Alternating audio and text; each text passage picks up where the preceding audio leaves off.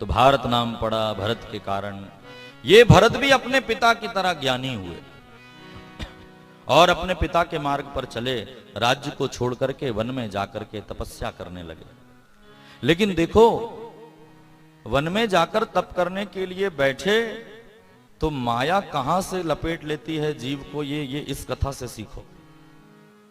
भरत जी गए जंगल, गंडकी नदी के किनारे आश्रम बना करके रहने लगे। सुबह सुबह उठ करके गंडकी में स्नान कर रहे थे। उसी समय प्रातः काल एक हिरणी पानी पीने के लिए गंडकी में आई, गर्भवती थी। शेर ने दहाड़ मारी और हिरणी ने छलांग लगाई। छलांग लगाने से हिरणी का बच्चा प्रसव होकर के जल में गिर गया, हिरणी मर गई। लेकिन भरत उसी नदी में स्नान कर रहे थे तो उनके हाथ में वो हिरणी का बच्चा आ गया। भरत ने देखा कि अरे अरे अरे, कितना छोटा सा बालक है, इसकी मां मर गई, कौन पालेगा इसको? मैं पालूंगा। भगवान ने एक मां छीनी तो भरत के रूप में दूसरी मां प्रदान करी। अब भरत महाराज माला लेकर के बैठते हैं, भगवान का ध्यान करते हैं, जिसके लिए घर छोड़ा। लेकिन जैसे ही माला लेते हैं तो वो हिरणी का बच्चा आकर पीछे से चाटने लगता है, तो माला छोड़कर बच्चे को खिलाने लगते हैं। ओ भूख लगी है, ताजी ताजी दूरबा तोड़ करके उसके मुंह में डालते हैं, दूध पिलाते हैं, जल पिलाते हैं। अब माला वाला छूटी और बस इस काम में लग गए। ये माया कहां से लपेट ले भैया। एक आदमी घर छोड़ करके जंगल में चला गया बाबा बनने। तो घर में सब छोड़ दिया, सिर्फ एक लंगोट लगा करके घर से निकला और जंगल में रह करके आश्रम में तो लंगोट धो करके सुखा देता है। चूहे इतने हो गए कुटिया में कि वो लंगोट काट देते हैं। तो गांव में जाता है और लंगोट का कपड़ा मांगता है, भैया कोई लंगोट का कपड़ा दे दो। तो किसी ने 2 बार दिया, 4 बार दिया, फिर कहने लगे महाराज ये तो तुम्हारा रोज का नाटक हो गया। तो कहा कि मैं क्या करूं भैया, चूहा आकर के लंगोट काट देता है। तो बोले एक बिल्ली क्यों नहीं पाल लेते, चूहे को बिल्ली मार देगी। ठीक है, बिल्ली पाल ली। अब महाराज निकलते हैं दूध मांगने, क्योंकि बिल्ली को दूध चाहिए।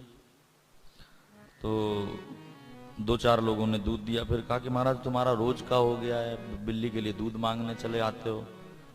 तो एक काम करो ना, गाय पाल लो, गाय दूध भी देगी, तुम भी पीना, बिल्ली को भी पिलाना। गाय पाल ली। अब गाय को चाहिए चारा, चारा मांगने जाने लगे महाराज। तो किसी ने कहा कि ये चारा मांगना रोज रोज ठीक नहीं महाराज, थोड़ी बहुत हम गांव वाले मिलकर के पंचायत की जो जमीन है वो 1-2 एकड़ तुमको दिला देते हैं, वहीं कुछ खेती बाड़ी करना, वो चारा होगा, गाय को खिलाना, वो भी ठीक है। खेती बाड़ी होने लगी, चारा होने लगा गाय को। अब खेती बाड़ी का काम भी इतना हो गया तो गांव वाले ने सोचा कि एक बेचारी गांव में रहती थी अबला स्त्री, उसको आश्रम पहुंचा दिया कि तुम महाराज की सेवा में लग जाओ। तुम्हारा भी कोई नहीं, उनका भी कोई नहीं। अब वो स्त्री सेवा करने लगी। एक दिन उस स्त्री ने कहा कि महाराज अब यहीं रहती हूँ, सेवा करती हूँ आपकी, हाँ अब हमारा व्यवहार ऐसा है कि साथ में ही रहना है, ये सब देखना है, तो क्यों ना अपन विवाह कर लें, लोगों को बोलने को भी नहीं होगा। महाराज ने कहा ये भी ठीक है। अब विवाह कर लिया उस स्त्री से। अब खेती बाड़ी भी हो गई, बीवी भी हो गई, तो बच्चे भी हो गए और अपने घर में महाराज सुखी रहने लगे। और एक दिन उस महाराज के घर में दूसरा महाराज आया, बोले लंगोट का कपड़ा मिलेगा। उसने कहा सब मांगना लेकिन लंगोट मत मांगना, कि लंगोट के चक्कर में यहां तक आया हूं मैं। तो ये माया तुमको कहां से लपेट ले। देखो कई बार क्या होता है, आदमी को अभिमान होता है कि मेरा इतना बड़ा बंगला, मेरी गाड़ी, और कई बार ये अभिमान होता है कि ऐसी गाड़ी बंगले को छोड़कर मैं बाबा बनाऊं। ये अभिमान बदल गया बस। कई बार त्याग करने का अभिमान होता है, कई बार पाने का अभिमान होता है, लेकिन है तो अभिमान। जैसे इंग्लिश का आई, इंग्लिश का जो आई होता, आई माने मैं, आप लोग पढ़े लिखे लोग हैं तो ग्रामर का एक नियम है, आई इज ऑलवेज कैपिटल।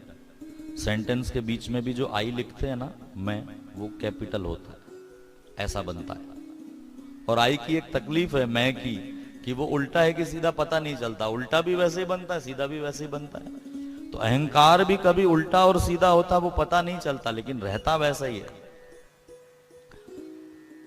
तो भरत महाराज को ऐसी माया ने लपेटा, उस बच्चे को पालने लगे। लेकिन एक बार वो बच्चा बड़ा हुआ और झुंड में दूसरे हिरण के साथ निकल गया। भरत महाराज खोजने लगे, कहाँ गया होगा, कहाँ गया होगा, किसी शेर ने तो नहीं खा लिया। विचार करते करते जीवन का आयुष्य पूरा हुआ और मृत्यु आई। मन में विचार चल रहा था किसका, हिरण का, तो अगला जन्म हिरण के रूप में मिला। ये शास्त्र का सिद्धांत है, अंते या मति सा गति। मरते समय जिसका चिंतन करोगे पक्का समझ लेना वही बनने वाले।